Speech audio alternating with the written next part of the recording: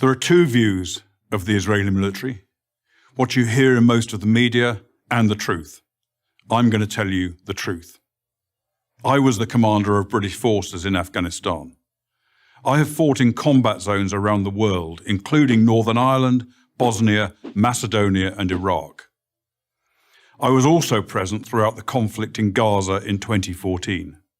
Based on my experience and on my observations, the Israel Defense Force, the IDF, does more to safeguard the rights of civilians in a combat zone than any other army in the history of warfare. Why is this so?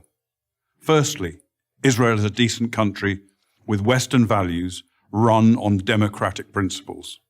Israel has no more interest in war than Belgium does. In fact, Israel has never started a war. The only reason it ever goes to war is to defend itself. And it has to defend itself because, unlike Belgium, it is surrounded by countries and armed groups that want to destroy it.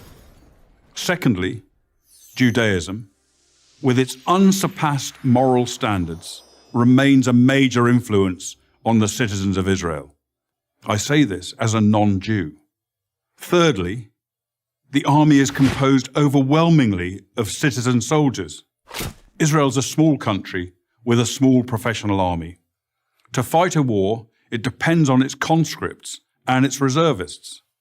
These are ordinary citizens, from professors to plumbers, called upon to defend their homes. They don't want to be fighting, and they don't want to harm others. Nowhere was the essential morality and decency of the IDF more evident than in the Gaza War of 2014. If ever there was a purely defensive war, this was it. The war was started by Hamas, the terror organization, designated as such by the US State Department that runs the Gaza Strip. In the first 6 months of 2014, Hamas launched hundreds of rockets at Israeli civilians. After repeated warnings from Israel to stop, the Israeli Air Force finally conducted precision strikes to halt the rocket fire, and the IDF advanced into Gaza to destroy a network of terror tunnels that Hamas had constructed to attack Israeli communities near the Gaza border. The IDF took extraordinary measures to give Gaza civilians notice of targeted areas, dropping millions of leaflets, broadcasting radio messages, sending texts, and making tens of thousands of phone calls. Let me repeat that. The Israelis called Gazans on their cell phones and told them to leave their residences and move to safety. Never in the history of warfare has an army phoned its enemy and told them where they're going to drop their bombs. Many IDF missions that could have taken out Hamas military capabilities were aborted to prevent civilian casualties, increasing the risk to Israeli citizens and soldiers. Despite all of this, of course innocent civilians were killed. Every war is chaotic and confusing, and mistakes are frequent.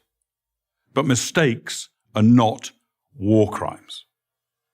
Hamas, on the other hand, committed war crimes as official government policy.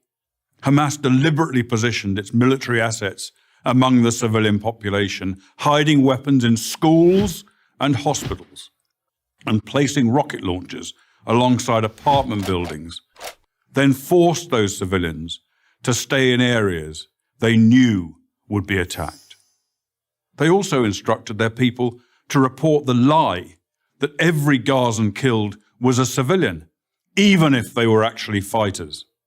And if there were no civilian deaths, Hamas made them up. Numerous internet sites show Palestinians elaborately staging sniper victims and smashed ambulances, among other phony horrors.